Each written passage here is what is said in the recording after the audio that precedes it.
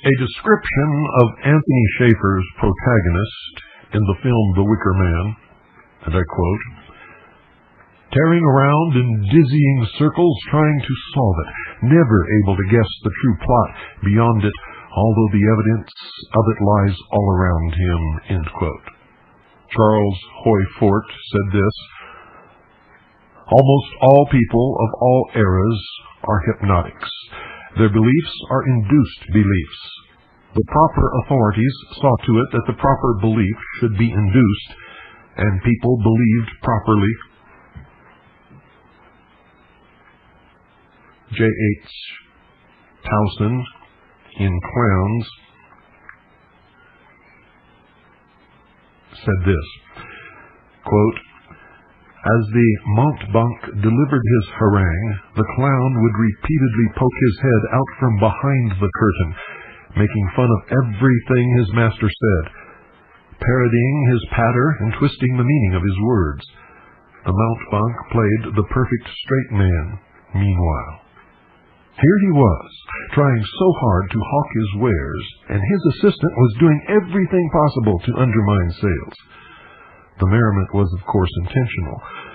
While the clown seemingly encouraged the public not to buy the proffered merchandise, the mountebank knew full well that the bystanders would easily be converted into customers as soon as they forgot that they were, in fact, supposed to be buying. Once the audience had been effectively hypnotized, once its judgment and willpower had been weakened, the real sales pitch could begin," end quote. And in the Encyclopedia of Freemasonry, Dr. Albert Mackey, 33rd degree, defines hoodwink as, quote, "A symbol of the secrecy, silence, and darkness in which the mysteries of our art should be preserved from the unhallowed gaze of the profane," end quote. In a study, ladies and gentlemen, of mind control and psychological warfare, it is not enough to simply review the latest technology of coercion, the most recent gadgetry and techno-junk littering the hardware and supply depots of governments and so-called cults. You see, far more dangerous than these appliances is the praxis behind them, ages old, the underground current which informs the modern project and this modern era. You see, for life in our modern era is little more than life in an open-air mind control laboratory where a form of human alchemy has emerged to transform the mass of targeted percipients, the lead, targeted merely by virtue of their being urban dwellers plugged into the electronic and digital pageantry of the establishment's system of things,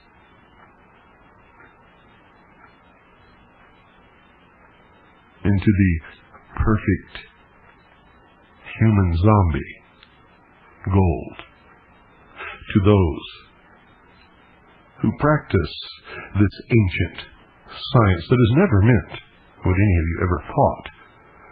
I've heard so many people ridicule alchemy as being absolutely impossible to transform base elements.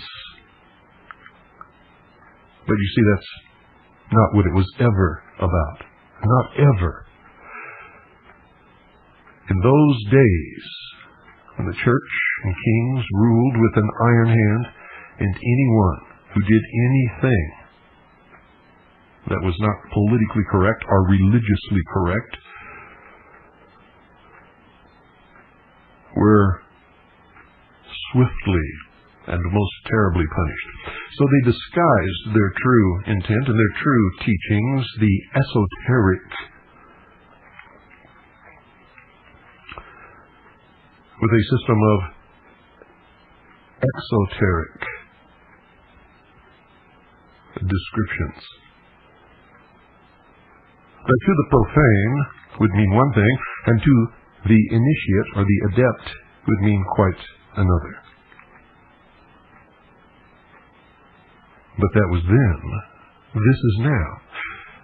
what sort of creature inhabits the modern domain? Who is the modern man?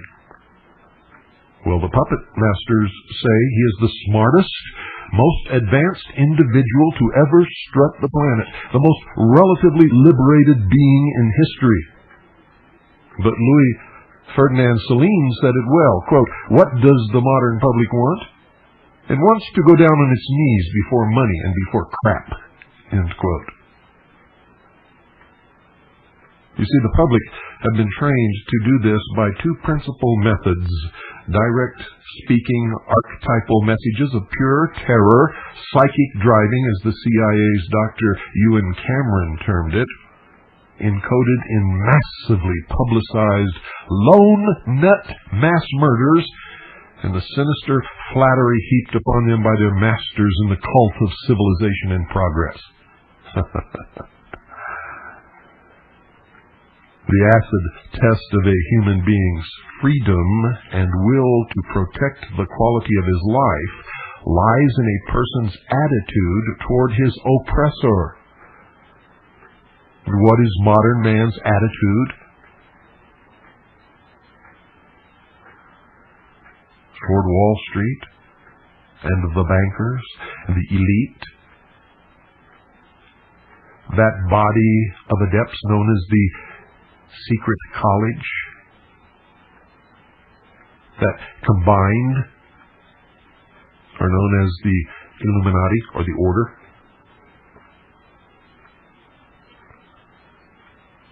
What is modern man's attitude toward Dan Rather and the ignorance-bestowing media and advertising man, toward Lincoln and Truman, Franklin Delano Roosevelt and Reagan, George Bush, Johnny Carson, Exxon, and Monsanto and William Clinton? Well, as one writer has observed, and I quote, "The most amazing thing about the American people is that they are constantly defending their worst betrayers," end quote. So I ask you again, who then is the modern man? Well, if you've listened to this broadcast long enough, you know my interpretation. He is a mind-bombed patsy, an ignorant, apathetic twit who gets his marching orders from twilight language, keywords sprinkled throughout his news and current events. And even as he dances to the tune of the elite managers of human behavior, provoked by buzzwords, he scoffs with great derision at the idea of the existence and operation of a technology of mass mind control emanating from the media and government.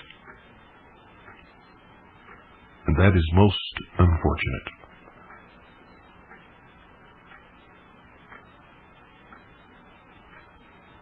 Modern man believes that he is much too smart to believe anything as superstitious as that. But the truth is, modern man, ladies and gentlemen, is the ideal hypnotic subject, puffed up on the idea that he is the crown of creation. He vehemently denies the power of the hypnotist's control over him, even as his head bobs up and down on the string. Anyone who believes what anyone else writes or says without thoroughly researching it and making sure that it is absolutely true is a puppet on a string. And when the puppet master calls the tune, he will dance.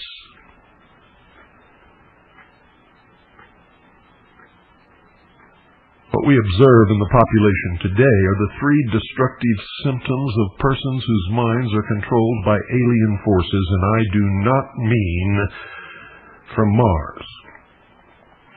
These forces are amnesia, in effect loss of memory.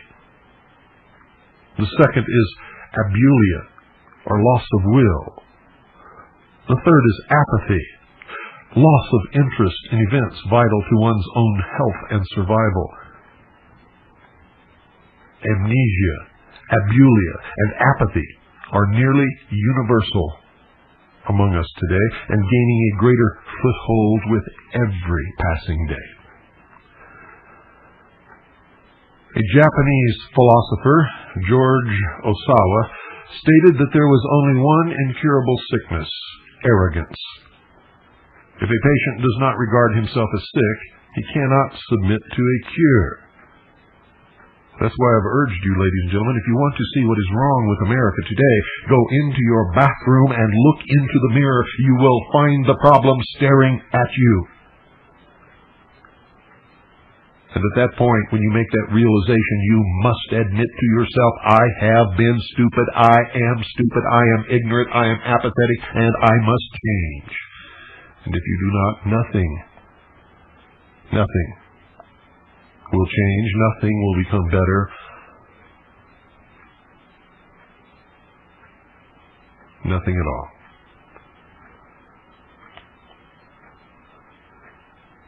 The arrogant man does not need to see.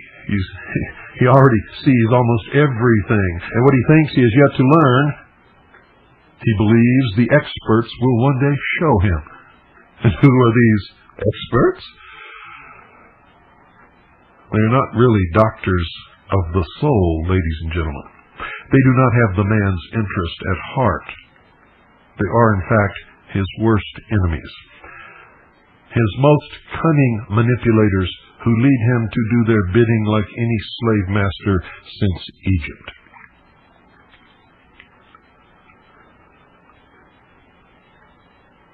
Why then does modern man revere them? Well, it's very simply because, ladies and gentlemen, they flatter him.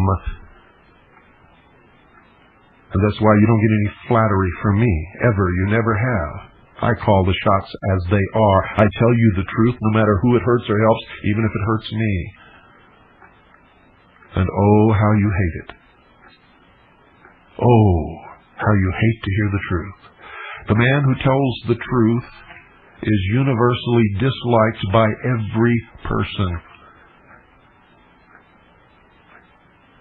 Because every person has an agenda and is hiding behind a fantasy which the truth penetrates like an arrow and leaves him stripped naked before the whole universe.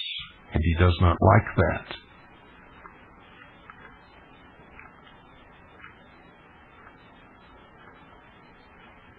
But yet it must be.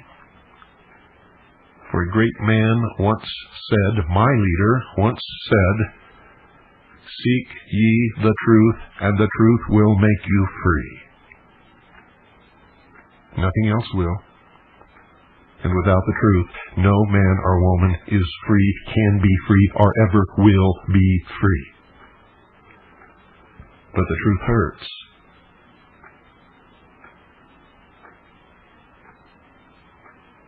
The truth strips all away and stands golden before all men.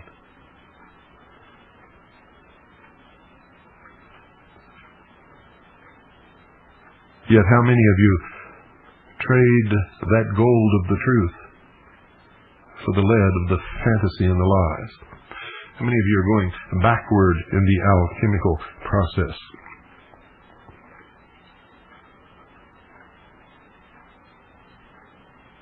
Modern man reveres his puppet masters, his overseers, because they flatter him. This is the very first secret of mass mind control and can be observed as the foundation stone of virtually every single false religion, party, cult, philosophy, system, training, and great organized church. How can modern man free himself when he is told that he is already a demigod? That the problem lies only in finding a pure enough economic or political system worthy of his high-minded brilliance. Oh.